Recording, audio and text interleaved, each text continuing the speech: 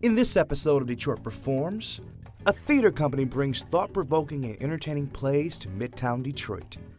A young singer-songwriter sings with her soul, and an artist uses fire and her breath to blow life into glass. It's all ahead on this edition of Detroit Performs. Funding for Detroit Performs is provided by Masco Corporation is proud to manufacture innovative and environmentally friendly products for the home. Delta faucets, craft-made in Merillat cabinets, and Behr brand paints have all been designed with you in mind. Masco and its family of companies, serving Michigan communities since 1929. Funding is also provided by the Michigan Council for Arts and Cultural Affairs, the National Endowment for the Arts, the A. Paul and Carol C. Scott Foundation, and by contributions to your PBS station from viewers like you. Thank you.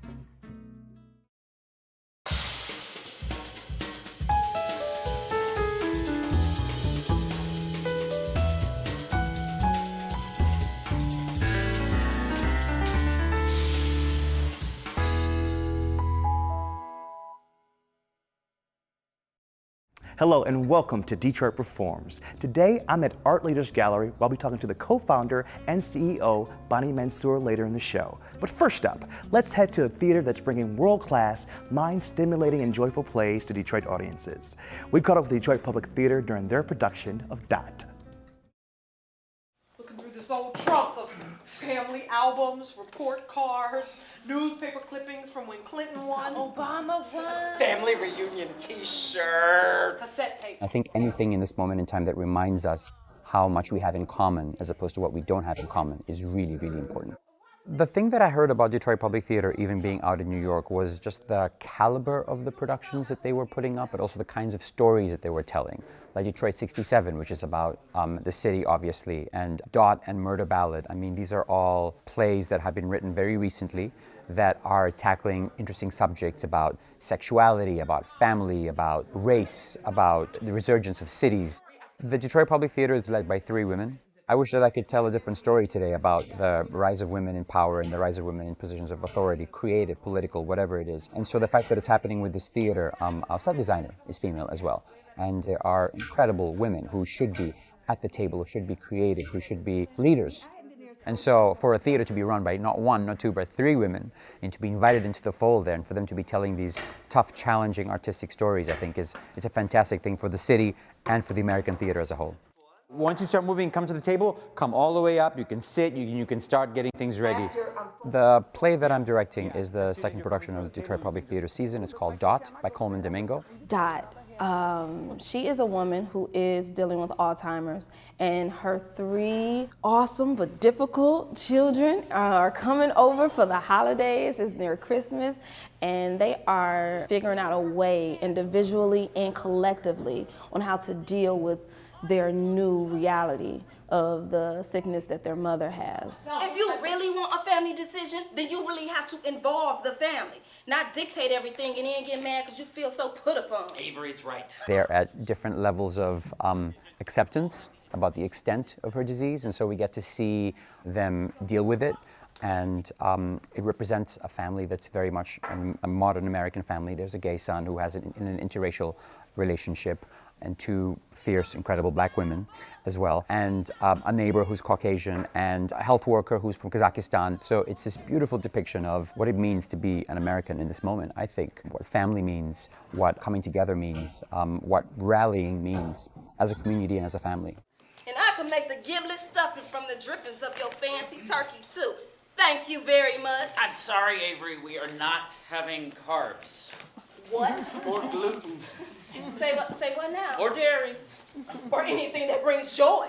Pure unadulterated joy. You know, modern agrarian practices. Y'all about to get on my nerves. I play the youngest, Avery. She is loud. She is a bowl of different flavors. She is very outspoken, and she tells it like it is, even if the moment is not the right moment. And that's when I was like, she's fun. I like her. When some people are being so serious and it's a very serious moment, she's like, what do we have to do? Latex gloves, tape pebbles. Mama, what kind of freaky dicky stuff you getting into? Shut up, Shealy is my overbearing older sister, and Donnie is my older brother. Shealy, she is more of the caregiver at this moment to our mother, and she has all of the responsibility. So you can imagine, like, you know what, I need help, and I'm irritated, and I need y'all to step up and to help. Donnie, he's dealing with stuff within his marriage, but he's like, you know what, I have a life as well. But Shealy is really the one who let us know as the younger siblings, like, this is serious and we all need to sit down and talk about it. And we deal with that in a more interesting way as well. Family meeting, now. What, now? You know a better time? You are locking a woman with Alzheimer's and her illegal caregiver in the basement For a few minutes, we all need to talk. Okay, well, I'll just go upstairs, check some emails. No, you too, Adam, you're a part of this family too, and since I can't reach you both in a timely manner, I have to lock a woman with Alzheimer's and her illegal caregiver in the basement. I made a list. It's this real diverse representation of a family at Christmas time, coming together, but also dealing with a family member who's on the brink of illness, about a mother who's also an elder, and what it means to take care of our elders in this community. So it does all this, asks these very tough questions, and it's wrapped up in this beautiful dark comedy. So there's a lot of humor, there's a lot of life, as happens, you know, when families come together during the holidays. There's a lot of laughter, but there are tears too. Most times you have to laugh to keep from crying, you know, and when I first read the script, I was like, how could you make a joke at that time, like at this moment? But it's hilarious, it really is. Every last person within this, even Dot, the one who is dealing with the sickness, she will have you cracking up. Who is that cleaning lady? I don't know her. Mom, that's Shealy. Shealy? Yes, and that's Donnie. Looking just like your father. So at a moment, you probably feel like, oh my goodness, I want to cry, but right there we snatch you and make you just want to cry laughing. The meaning of the story is very therapeutic because my mom, she had an early stage form of dementia. She passed in July. So getting into this, it was like, oh my goodness, how am I gonna feel about doing this? But it's very therapeutic because it's some things that goes on within the play that I myself really did experience. Madeline, the awesome actress who plays Dot, I would whisper to her at times like, oh my goodness, you sound just like my mother. Or things that that's within the script that I'm like, oh, I remember when I had to go through that, of having to repeat something back to back and not getting frustrated. And then when the person realized that they are repeating it, how angry and frustrated they get from it. And she is delivering that role to me in such a real way. Mom, Yes? do you know who I am? Why are you asking me that? Of course I know you. Yes, you my baby. Yes. I'm your baby, Mom.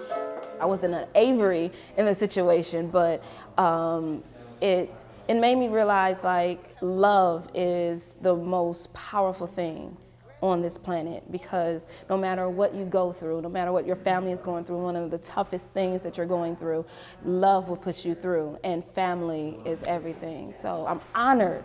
I really am honored to have been chosen to play this role because it's important to the story. So I'm just thankful. I think it's important to have plays like Dot because they remind us how universal what we're dealing with is. This is an African-American family in West Philly, but there are white families and Latino families and Hispanic families that are dealing with similar things. Something like Alzheimer's afflicts us no matter who we are or what we're from or what the color of our skin is.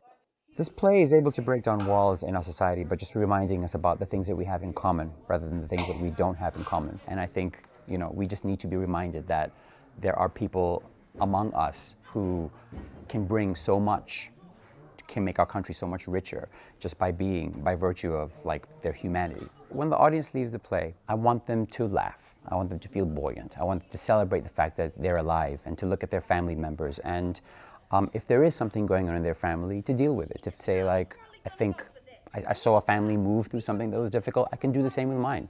And do it with joy, do it with celebration, do it with positivity and optimism.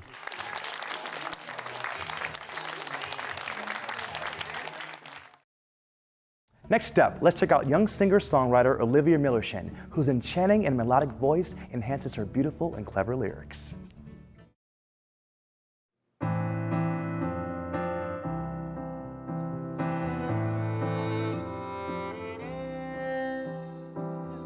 If you want it so bad, go and get it yourself.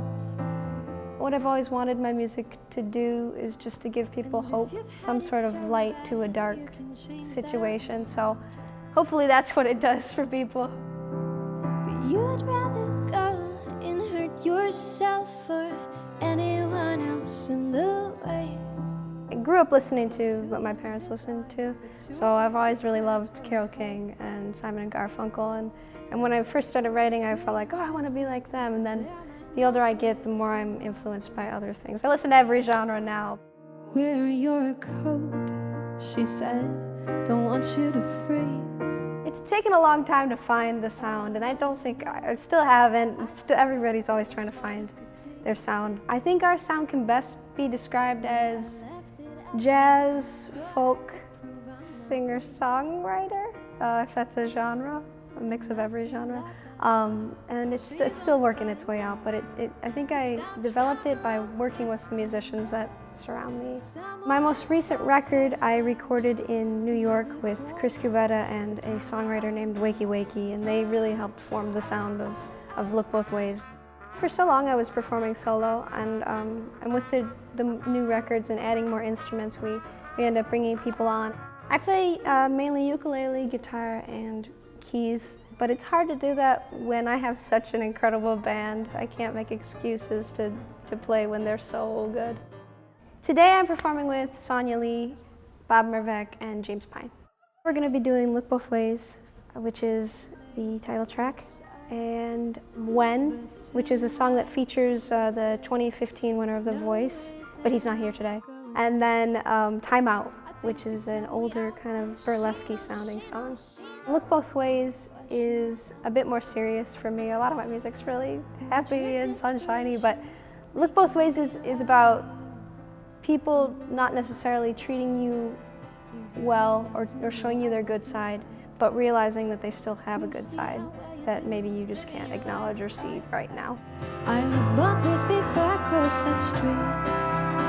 So tell me how the hell did I not see? You coming, full speed ahead. You coming for me steady. You coming, full speed ahead for me. When is a love song. It's just an unconditional love song. I was trying to write more songs that I could sing at weddings, to be honest, and it just happened. I actually wrote it on Mackinac Island, so it was inspired by the love of Mackinac. Raise your voice, show me your worst, show me your worst. Time Out is like the most unkind song I've ever written, I think. It's about wanting to put a girl in time out for messing with your man. I don't know how else to explain it, but that's what that one's about. She knows what she's done. When I'm writing or when I'm performing, what I hope that the audience can take from it is I hope they can somehow relate it to their own lives. And the new album, Look Both Ways, is all about seeing the good side to something that isn't always good. And some people think that's dark, but I think that's the complete opposite. So hopefully it can help somebody with whatever they're going through, or make their goods even better. Surprisingly, a lot of people, especially online, young people, have reached out and said, I had a woman reach out to me a couple weeks ago, and she said that she lost both of her parents when she was young, and she's part of they make a joke out of it because they don't know how else to deal with it. She's part of a Dead Parents Club. It's like a support group, and she said that they listen to my new album every week before they have their meetings, and I just think that's incredible. I think as musicians, and as anything, no matter what you're doing, that's why you get into it in the first place. You just hope that it affects other people like it affects you. So the fact that people can get something positive from it and it can help them in any way possible is really all I could ask for. Top end of mediocre, low end of fabulous is what I always tell my band when they ask how they did. And what I tell myself. I think I stole that phrase from Bob Mervac, who plays keys for me, because I just think I can't take myself too seriously, even if most of the time we're critical, but even if I think I did a good job, I'm like, not that good. You can always do better. You coming full speed ahead for me, and you were coming full speed ahead for me.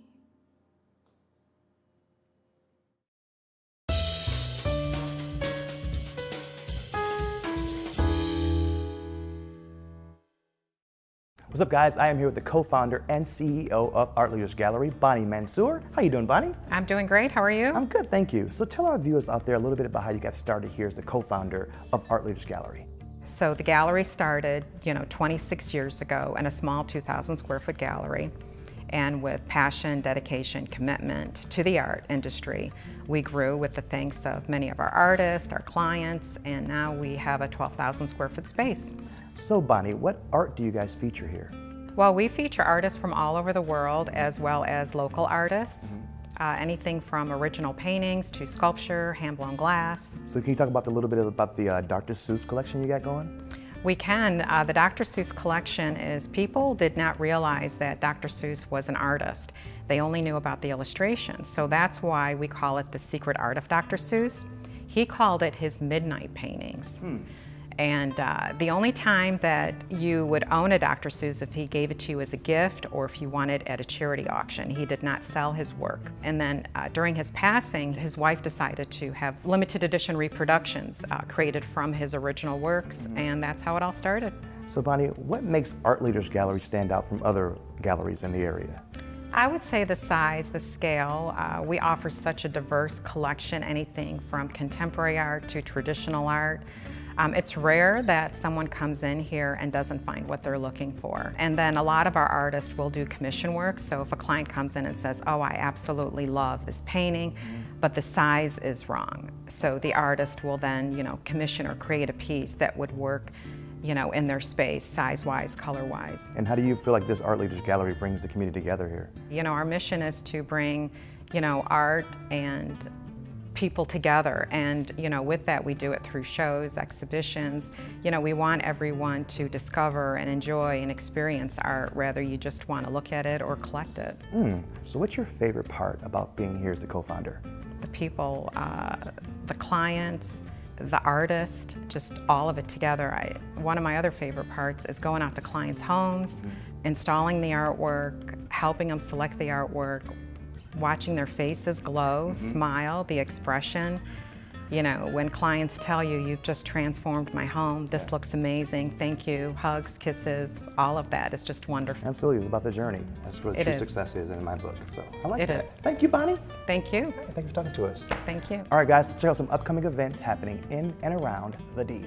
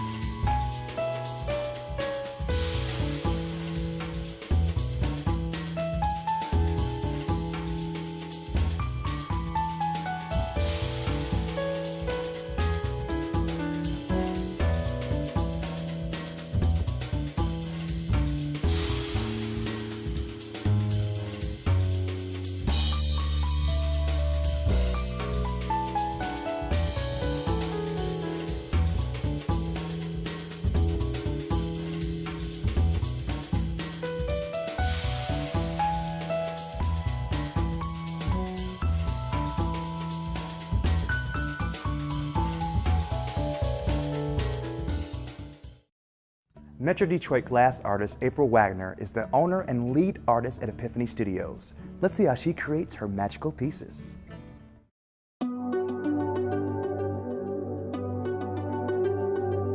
Glass isn't like any other material. It's very responsive, it's very visceral, it's an intimate experience.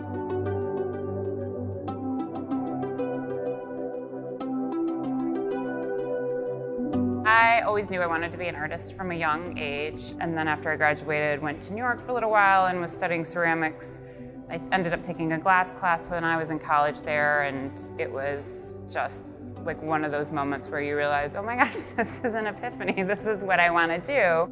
I feel like in my work I try to encapsulate like that moment in time or that thing just on the edge of turning into something else, like the motion of a thing or just like something caught in time. And so I hope that that is what the viewer is taking away from it. Glass is a craft, so there is the technique piece where you have to learn how to manipulate the material, and then a more esoteric piece, which is where you learn to think creatively. What could I do with this material? How can I express myself? What am I thinking about as I'm working with it? What do I want the viewer to see, or how do I want the viewer to feel when they look at the piece? So my work over the years has grown and transformed as I've transformed, and I've tried to maintain a trueness to both of those things. So the studio creates a line of functional pieces, which are very technically based and require a high level of skill set. And then I also create a series of sculptures that I take those skills then and I express myself in a more free-form manner using the glass as a sculptural element.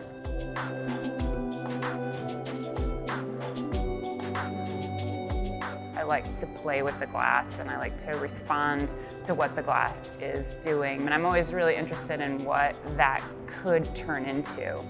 We use a blowpipe, which is about 4 feet long. It's a stainless steel tube, so it has a hole through the center of it, and you'll get the glass on the tip of it, and I will equate it to people like when you're trying to get honey out of a honey jar and you use that stick. It's the same process. You kind of have to twirl it so it stays on there, otherwise gravity is going to pull it to the floor, and you manipulate it the whole time on that blowpipe. Blow again. The blowpipe is like a baton. You can twirl it around any direction you want. Shapes are done a little bit with centrifugal force and a little bit with gravity, and then I'm manipulating them with hand tools. So I've transferred it from the blowpipe, which it has a hollow center through the middle of it, to the solid rod, which is called the punty rod. So basically I've shaped the piece as much as I can on the blowpipe, and now I'm going to finish it over here. We're really fortunate we have such a great team right now. I will design all of the pieces in the studio, and then I'll have one of the other artists I work with make them, because glassblowing is such a physical endeavor. I really only have so much capacity, and I want to really focus on the sculptural work with that. Most of my work is site-specific, so it's driven by the environment, the specifics of the environment, what kind of lighting is available, and who the viewer is. Our clear glass comes from North Carolina, and when it comes to us, it's silica, soda ash, limestone, and we'll take that and we'll put it into the 2,400 degree furnace. And it will sit in that furnace for approximately 12 hours while it cooks and turns into glass, and then we turn the furnace down to 2,000 degrees. So now we've got our clear glass ready to go, and depending on if we're going to use color or not, we'll introduce the colors at different points depending on what kind of piece we're making.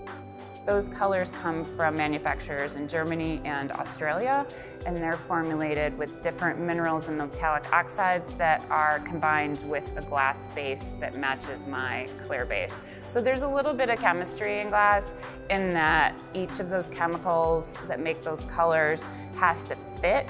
For example, copper is a really interesting one. Copper can be red, it can be green, or it can be blue, depending on what else it's mixed with the glass. I really have an affinity for the colors that they're called reactionary colors, and they have a gold and silver metallic sheen to them. I think that they encompass all the awesome things about glass. You know, super sparkly, a little bit transparent, a little bit opaque, depending on how the light's looking at it, and just really fits in a lot of environments. It could go in a contemporary home, it could go in a traditional home. Everyone likes it. It's like the universal favorite. Education is a huge part of people understanding value. Twice a year we open our doors for the public to come in and watch us blow glass. We offer a hands-on experience where people can try making their own glass piece, because I've realized over the years that we make it look easy, and it's not. So we like to get people in there, let them figure out, oh my gosh, it is really hot and it is hard to work with, but then also for them to have that experience and that memory when they look at that piece. I think people like glass because it seems like it's alive. It's something you want to touch. It sparkles. It really reacts well with light, so it draws us to it. And I think we use glass in so many different ways in our lives. I mean, eyeglasses, glass in our cars, glass in skyscrapers, glass, you know, to look through the Hubble telescope into at Mars. And the technology that goes into glass manufacturing is so crazy exciting. I think as an artist, I feel like that also adds to my passion of what I can do with this material.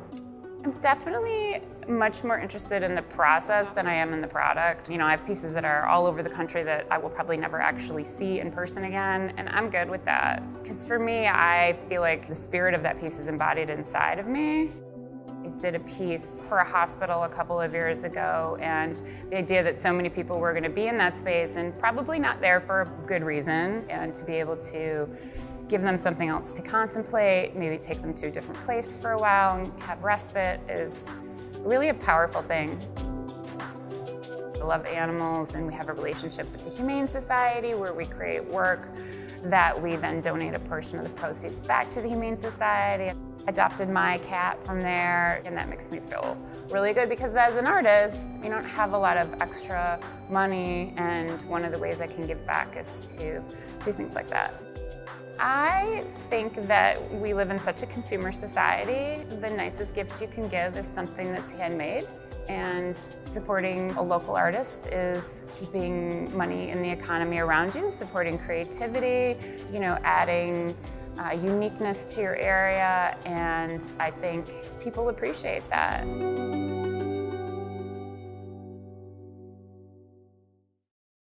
And that wraps it up for this edition of Detroit Performs. As always, for more arts and culture, head to DetroitPerforms.org, where you'll find featured videos, blogs, and information on upcoming arts events. Also, check us out on Facebook and Twitter. I'd like to thank Bonnie Mansour and Art Leaders Gallery for having us out here today. Think about this gallery next time you need a little something extra for your walls. At least I know I will. Until next Tuesday, get out there and show the world how Detroit performs, y'all. I'm DJ Oliver. Thanks for watching, guys. Funding for Detroit Performs is provided by Masco Corporation is proud to manufacture innovative and environmentally friendly products for the home. Delta faucets, craft-made in Merillat cabinets, and Behr brand paints have all been designed with you in mind. Masco and its family of companies, serving Michigan communities since 1929. Funding is also provided by the Michigan Council for Arts and Cultural Affairs, the National Endowment for the Arts, the A. Paul and Carol C. Scott Foundation, and by contributions to your PBS station from viewers like you. Thank you.